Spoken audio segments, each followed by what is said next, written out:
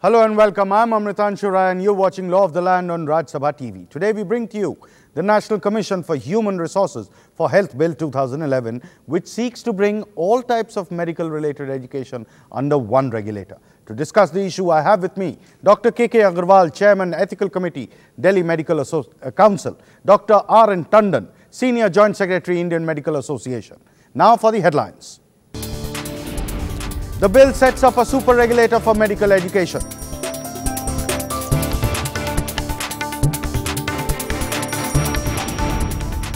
It replaces the Medical Council, Dental Council, the Pharmacy Council and the Indian Nursing Council (INC). And the bill makes 3 years practice must for all medical graduates from government medical colleges.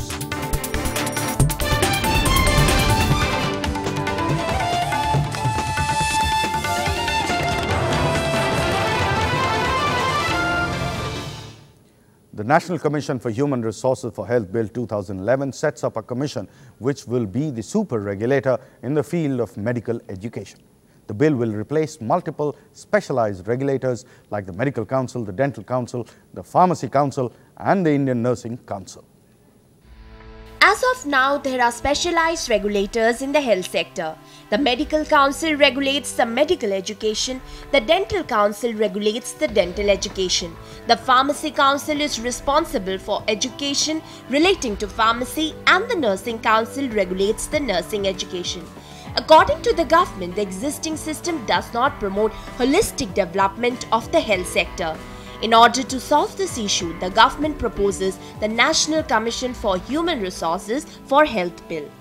There is a need to bring in this kind of regulation for the simple reason, if you look at the genesis of all these acts, whether it is the Medical Council of India original act passed in way back in 1956 or the Dental Council or the Nursing Council or the Pharmacy Council, most of these were done just after independence, 48, 49. And not much has changed despite the fact that medical education worldwide has changed phenomenally. The bill proposes a body called the National Commission for Human Resources for Health, NCHRC. The commission will ensure standards of health education and availability of doctors and nurses for the needs of the country. It proposes National Board for Health Education (NBHE). This board will facilitate academic studies and research in emerging areas and conduct a screening test for medical practitioners. The bill also sets up the National Evaluation and Assessment Council (NEAC). The council will be responsible for evaluating and assessing all proposals for opening medical colleges. The bill seeks to establish various professional councils at the national and state level for registry of medical practitioners. The National Commission will consist of a chairperson, 4 whole-time members and 8 part-time members, which will be appointed by the central government on the recommendation of a selection committee. In autonomous bodies, there is a provision of election from the states, there is a provision from the election from the universities, health universities. As far as the NCHRC is concerned, there is no provision, they will be directly nominated by the government. So how you can say the autonomy of a council will be? The bill seeks to repeal the Indian Nursing Council Act, the Pharmacy Act, the Dentist Act and the Indian Medical Council Act and replace them by establishing national councils and state councils like Medical Council, Paramedical Council. These councils will prepare a code of ethics and will have the power to penalize professionals for misconduct. India has one of the world's best tertiary healthcare sector. But if you visit a village in India, you will find very few primary healthcare centers. This regional rural disparity has prompted the NCHRC bill. With camera person Raj Thakur, Subina Roy, Rajya Sabha TV. Commission, which will be to conduct studies on how many health workers are needed in each state, assess the requirement of health training centers in medical and formulate plans to supply the human resources to states and the center. My question to you, Dr. Agarwal.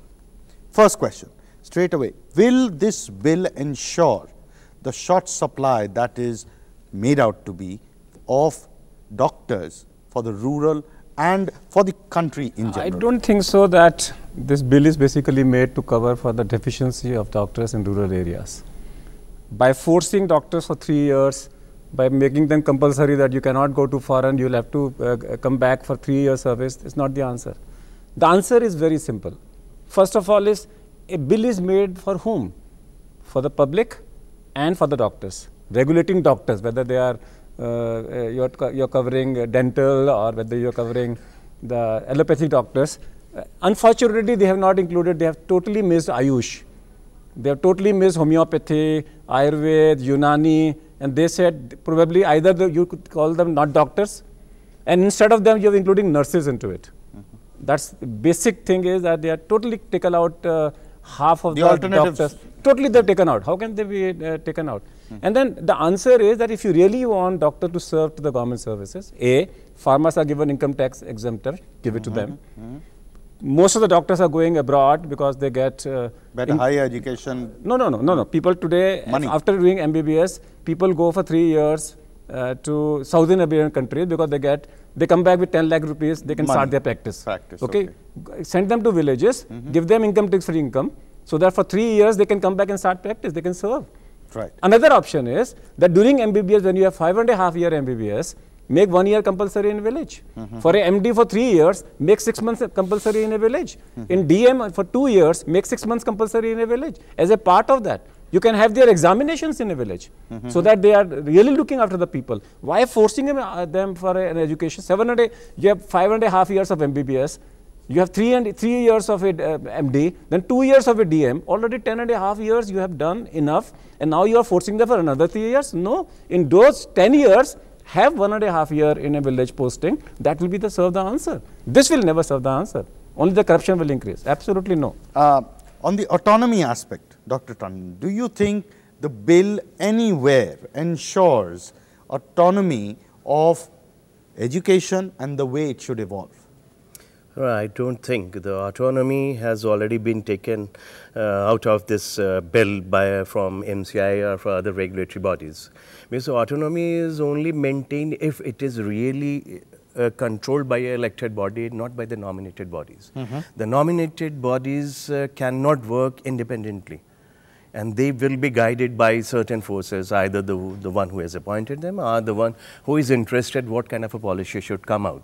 So they will be taking those instructions and working under the guidance. Autonomy goes. Autonomy goes, absolutely goes. And then when you talk about the medical colleges and the institutions which are to be regulated by the regulatory authority and inspected by NEAC and NBHE, and they are all nominated people, and the number is only 15 to 6. It's very difficult. Dr. Agarwal, one question. Now, on autonomy, you can join him later, but is there any other regulation that is left out in this bill? Do you think a doctor, apart from the regulations that have been brought in this bill, is there any other regulation that you would like to add?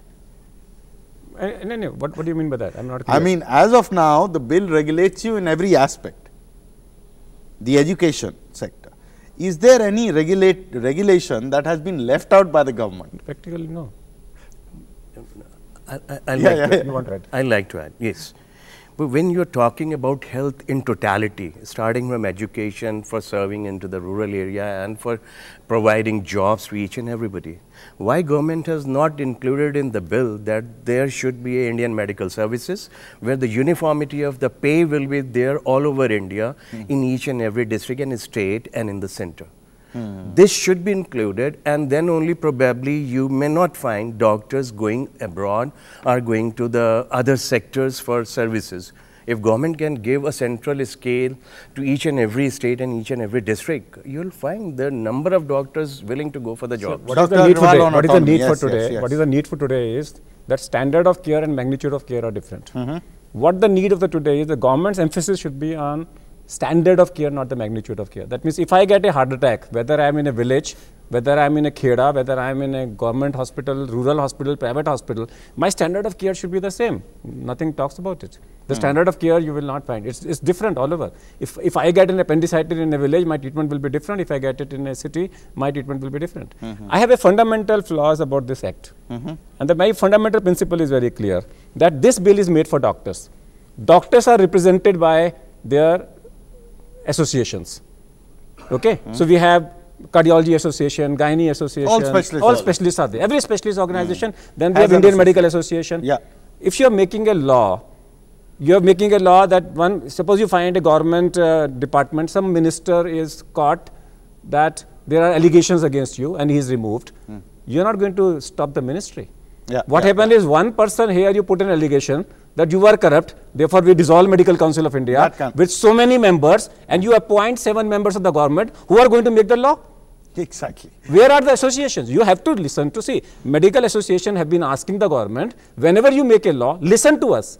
If you listen to us, either you say we are wrong, or we say take our objections. Is the government listening to you? I don't think they are listening, but probably they are simply listening, not acting on our advice. This is very important. If they have to listen to, listening means if there are my objections, they have to say overruled, or they have to say objection. Rejected. They have to say rejected. Yes. If they say rejected, then I have a reason to go to the court or a higher authority. They don't provide that. They have to. They have to. Yes, so if I am objecting to any of the clause, I have a right to object, because that's the time they are making a law.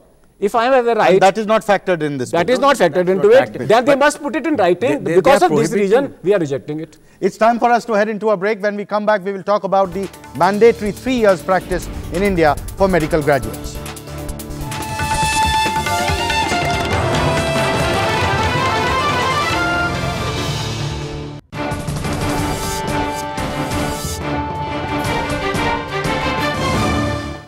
Welcome back. The bill seeks to regulate not just the institutions but medical students as well. It makes 3 years practice by each medical student graduating out of government colleges mandatory. But the same may not apply for graduates from private colleges. Failure to comply may lead to cancellation of license. Medical education being provided by the government is highly subsidized compared to private medical education. The government experience has been that medical students take advantage of this subsidized education and after graduating choose to work abroad. In the absence of any legal framework, it is difficult for the government to prevent this brain drain trend. But if the proposed law is approved, it will be able to check this trend. A person studying in a private medical college where the student is spending from his own pocket regarding the fees and everything, and there is no subsidy by the government. Why should he spend 3 years giving to the government? The bill makes it mandatory for medical students to obtain an eligibility certificate from National Board of Health Education (NCHRC) if they wish to study abroad. Without this certificate, they will not be eligible. Any student who has a degree from a government institution and goes abroad without working for 3 years in India will have his name removed from the register. Medical graduates from private colleges may go abroad for higher education but will have to communicate their whereabouts to the council after 3 years. Failure to do so will be considered professional misconduct. Let's look at the powers that the National Board for Health Education (NBHE) will enjoy.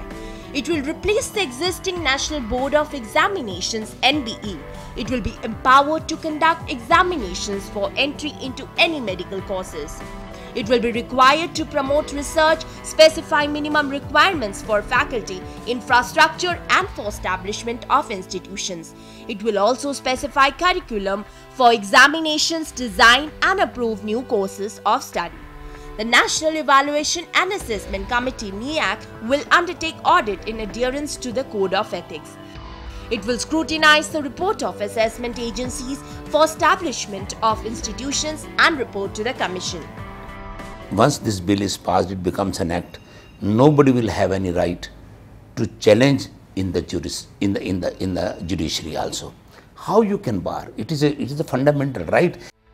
Permission of the Commission will be required to establish a medical college. The person wanting to establish an institution will have to submit a scheme to the Commission, which may grant permission based on NEAC's recommendation. If the Commission does not communicate its approval within 1 year of submission, the proposal will be considered approved. Allegations of corruption in the Medical Council of India had paved the way for this bill. But will bringing in a super regulatory body over an already existing medical education system in India reduce corruption? This is a billion-dollar question. With camera person Raj Thakur, Subina Roy, Rajya Sabha TV. If a person is aggrieved by the decision of National Council, he can appeal to the Ethics Committee set up by the State Council. There is also a grievance redressal mechanism to address problems of any common man if any common man is affected by the persons enrolled under this Act. My question to you, Dr. Tandon, the audit of Code of Ethics, this is a completely new thing. Concept. Right. Do you think it's really required? So the audit of Code of Ethics is fine. The things are already under MCI. MCI has got its own ethics, and people are following own ethics. But certain times you feel there is a complaint that people are doing unethical practices. If unethical practices are being brought to the knowledge of anybody, the action is being taken. But once you talk about the audit of ethics and everything going into this scheme of NCHRC, then how they are going to implement all these things? Because the small body cannot regulate the so many councils and so many doctors, and then you are including paramedical also, the nursing and the dentist and the everything. So it becomes very difficult. There can be certain other mechanism if you want to really regulate the ethics and you want to check the unethical practices. But for that, there is nothing in the bill. I just want to add that health is a state subject. Here it is taken out of the health state because councils will be governed by the central council. The funds will be governed by the central council. The audit will be governed by the central council. Appeals will be governed by the central council. Everything. Something is wrong. First of all, you must find out that was there a need to take away the powers of the state councils? What were the deficiencies in the state councils? You said in your initial story that the act has not been revised since 47. Revise it.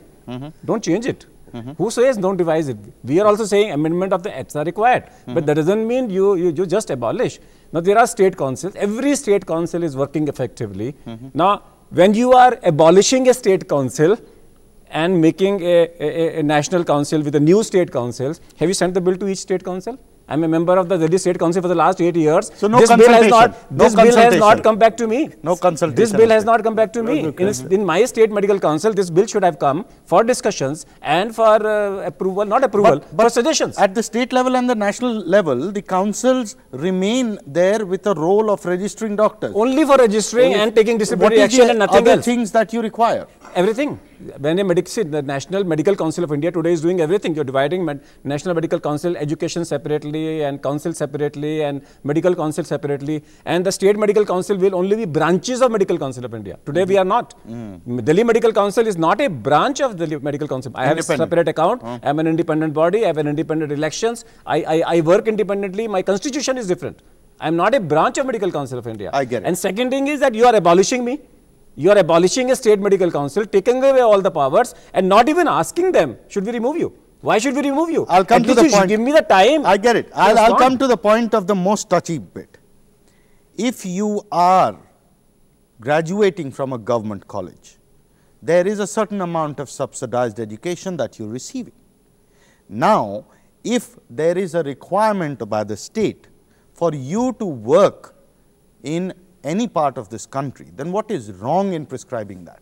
So, there's not wrong in the prescribing that you should work. There should be certain things which should be all pre-decided, not at the time when we have already passed and then you say that you have to work for 3 years. You give everything in information beforehand that you have to work for 3 years in different areas under the government rules. That is not at all a bad thing, but if you say that if you will not work, then it will taken as a misconduct. If you will not work. No, it's clear, sir. 3 years, you are require a certificate. If you don't get the eligibility certificate, don't go abroad. For whom? For government graduates from college. For whom? Are we talking about MBBS? MBBS. That means MBBS after that he can't do MD? No, he can do MD. Then he has to wait for 3 years? No, he has a choice to do it in India. Okay. No, I'm talking about, you're talking about making compulsory. 3 years. Every doctor will work for 3 years. Yes. At what age?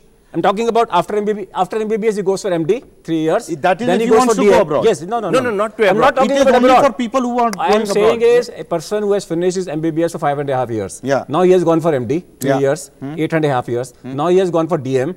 Now he has gone for 10.5 years. After 10.5 years, he is qualified to become a super specialist. And for a super specialist to go back for a basic, you are making it compulsory that you now for 3 years forget what you have learned as a super speciality. Now you learn, you go back and work without any technology. It is compulsory. So what you're saying is you're not really averse to the idea of people serving in this country. During those 10.5 years, it has to be specified that it should be after MBBS. During those 10.5 years, make them as a part of education, compulsory their practice in rural area as a part of their training program, not after training. After a person has developed a super speciality, he cannot work without technology. There is a difference. I mean, your 3 years, what is the NRHM, this bill is written, is that you have to work to get your registration certificate. Yes. So, but what we are talking, instead of increasing the length of studies for 10.5 years plus 13 years, just make it rather 10 plus 5 to 10 years and include that part in between. 5, 6 months so into we are not saying don't send us. As a part of the training, post me for 1 year in a rural area and give me the same training. Give me, let there be the specialists there who are teaching me. Let there may be faculty who is teaching me. Let my training be there in a rural area. I will be there. So it's much more practical. Or why there is shortage of medical colleges? Start opening medical colleges in rural areas. Yeah, it's time for us to head into a break. When we come back, we will show you an interview with Dr. P.K. Dave, former director, AIIMS.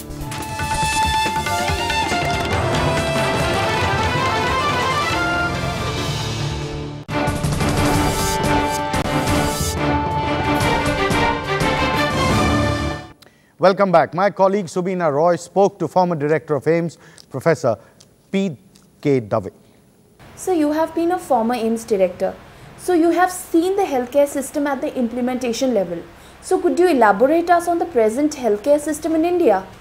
The healthcare system at the moment is in a very interesting phase actually. We have the best tertiary care in this country, the best hospitals, the best care. And this tertiary care, the corporate hospitals are doing some wonderful work. But at the same time, our primary health care is in a very poor shape. Our primary health centers are not manned by doctors, and even if they are, probably there are not enough medicines, not enough equipment for simple diagnostic purposes. So therefore there is a paradox.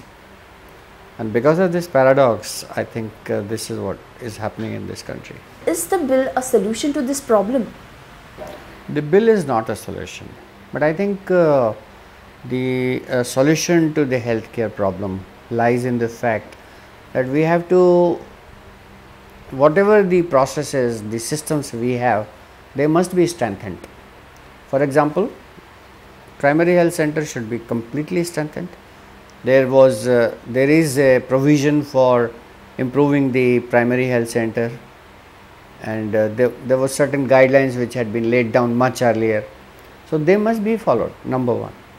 The primary health center should have a feasibility of referring a patient to a bigger center like a district hospital, and a district hospital may have a referral system for the medical college or wherever the patient may need to go. So this kind of working solution would be very useful. Let there be a referral system. The Commission will also regulate the entry of foreign institutions in consultation with National Board for Health Education and any other law that comes into force. So quickly, sir, on the issue of consultation, do you think there has been enough consultation for this bill to be evolved? If there were consultation, I think the last couple of weeks back, the strike which took place, where nationwide strike took place against the bill, would not have happened. Right. Very simple.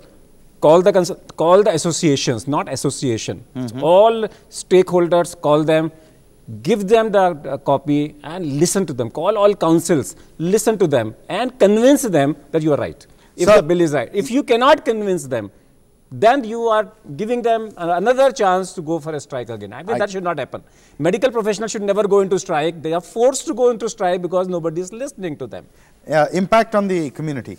No, the impact of community because of this bill is going to be huge, because the process you see of recognizing or opening a new medical college or even a new institution for health services has to go to NCHRC, then it will go to NBHE and then NEAC. That is essentially evaluation committee, which is going to hire private partners to evaluate these things. Yes. So the cost is definitely of a private evaluator will be much higher than the government people. So how it will happen? It will be added to the cost to the medical education. Yes. And the same will be true for the hospitals. If the cost for hospital recognition is so high, then obviously the cost of therapy will go up. And similarly, if you create a NCHRH accredited hospitals, like today, if you see CGHS rates, there are non-NABH, NABH and super specialists. Everything is increasing the cost. So impact on the person, the consumer, is going to be much higher, and medical cost is going to be really high. Education as the health cost, both are going to be very high.